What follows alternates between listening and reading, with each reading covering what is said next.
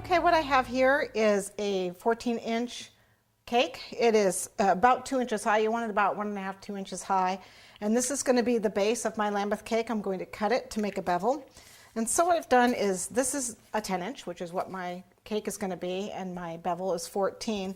I need to find the center of this and the center of this, so I just took my little measuring tape, if I can find it, there we go, and just measured across and found the center, which is right here, 7 inches, and this way. You can do it also by having a parchment circle and folding it in quarters, and you can find a center that way too. I did the same with my board. This is a 10-inch board, so 5 inches is the center. Okay, and then what I want to do is attach it just temporarily, a little bit of frosting so it doesn't move. You can use a pin or your flower nail or something. You just want to get it on here with the center, want it centered. Make sure we have it centered. Center of the board is at my 7 inches. It's not quite centered. 14. Make sure it's centered. It is.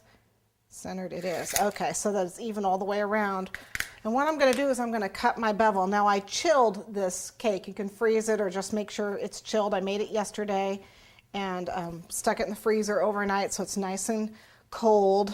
It's actually thawed for a little bit, but it's all right. It's centered on this board. Make sure it's centered on this board. It's not quite, when you bake it, it kind of shrinks a little. It's not quite 14 inches, but it's close enough. Okay.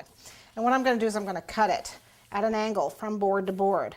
So I'm going to go in and just cut to make my bevel. So you can see as I cut it, it creates a bevel with my serrated knife. Okay, and you can do, this is one way to make a bevel. Another way is to just build it up with icing, which Joseph Lambeth did do and talks about in his book.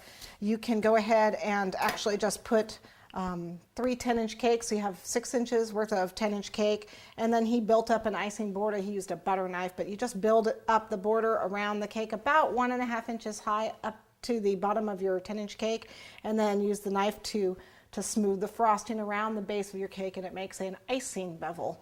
And then let that sit. He would use Royal Icing and let that sit and harden up. But boy, that's a lot of icing.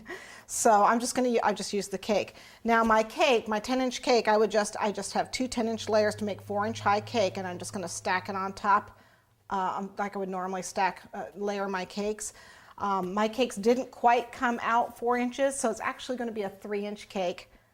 You can do 3 or 4. Like I said, he did both. So I'm just going to stack it on top of here and cover it with a light pink fondant, and then show you how to divide that up.